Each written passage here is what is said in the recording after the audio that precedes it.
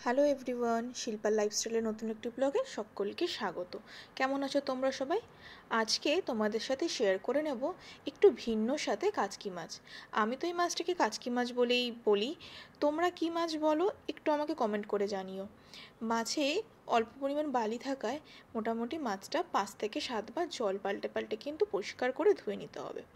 এখানে আমি 4 থেকে 5খানা পেঁয়াজ নিয়েছি মিডিয়াম সাইজের, কারণ এই মাছের প্রধান উপকরণটা কিন্তু এই পেঁয়াজ।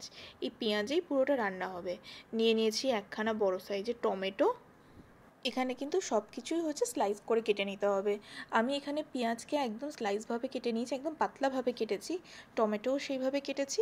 আর ঝালের পরিমাণ এখানে একটু বেশিই থাকে, কিন্তু কত্তা মশা ঝাল না খাওয়ার কারণে আমি এখানে গোটা লঙ্কাকে চিড়ে নিয়েছি, যাতে খুব বেশি ঝাল না হয়, আবার টেস্টটাও যাতে ব্যালেন্স থাকে।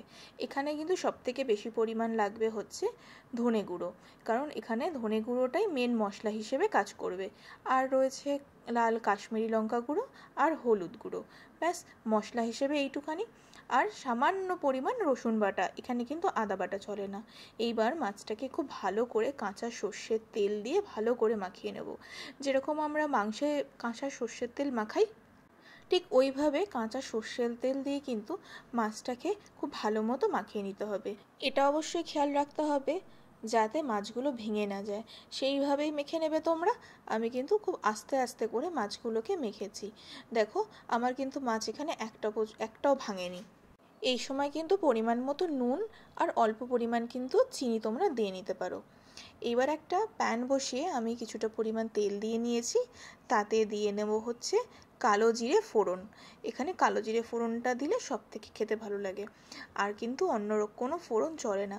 চাইলে দুটো লঙ্কাও চিড়ে দিয়ে দিতে পারো, এই সময় আমি দিইনি, তোমরা চাইলে দিতে পারো, তাতেও কিন্তু স্মেলটা ভীষণ ভালো আসে। কয়েক সেকেন্ড ওয়েট করেই এবার দিয়ে দেবো হচ্ছে মাছটা। এই মাছটা রান্না করার সময় কিন্তু বাটি ধোয়া জলটাও চলে না, মানে আমরা যেটা জেনারেলি করে থাকি যে বাটিটা ধুয়ে একটু জলটা দিয়ে দিলাম, এইটা কিন্তু রান্না করার সময় একদম চলে না। এই বাটি ধোয়া জলটা দিলে কিন্তু মাছের স্বাদটা পুরোপুরি নষ্ট হয়ে যাবে। আর এই মাছটা রান্না করতে হয় ঢেকে ঢেকে মিডিয়াম ফ্লেমে। দেখো কি সুন্দর তেল আস্তে আস্তে ছাড়তে শুরু করে দিয়েছে, হালকা ব্রাউন একটা কালারও চলে এসছে। আস্তে আস্তে খুন্তির সাহায্যে মাছগুলোকে একটু এপাট ওপাট করে দেব, না হলে একটা দিক হচ্ছে পুরোপুরি হালকা ব্রাউন কালার হবে, একটা দিক কিন্তু হবে না। এইভাবে আস্তে আস্তে খুন্তি দিয়ে নেড়ে নেড়ে আমি হচ্ছে এইপাট ওইপাট করে দিচ্ছি। মাছের থেকে বেরানো জলটা যত টানবে তত কিন্তু খেতে আরও স্বাদ লাগবে। তাই চেষ্টা করবে মাছে যাতে জল একদম না থাকে, একদম যাতে শুকনো হয়ে যায়। এটা কিন্তু শুকনো শুকনো খেতে সব থেকে বেশি ভালো লাগে। একদম গরম ভাতে এই মাছ দিয়ে একবার ট্রাই করে দেখো, বিশ্বাস করো, সাথে যদি অন্য আরও কোনো পদ থাকে এটা দিয়ে খেতে ইচ্ছা করবে। এই মাছের এত স্বাদ হয়। আর পদটা কিন্তু রান্না করতে খুব একটা বেশি ঝামেলার নয়, ভীষণ সোজাভাবে রান্না। একদিন অবশ্যই ট্রাই করে দেখো। আজকের মতো টাটা, প্রত্যেকে ভালো থেকো। আমাকে কিন্তু সাপোর্ট করো, আমার চ্যানেলটাকে সাবস্ক্রাইব করতে একদম ভুলো না। লাইক কমেন্ট শেয়ার করে পাশে থেকো। দেখা হবে আবার পরের ভিডিওতে। Tata, good night.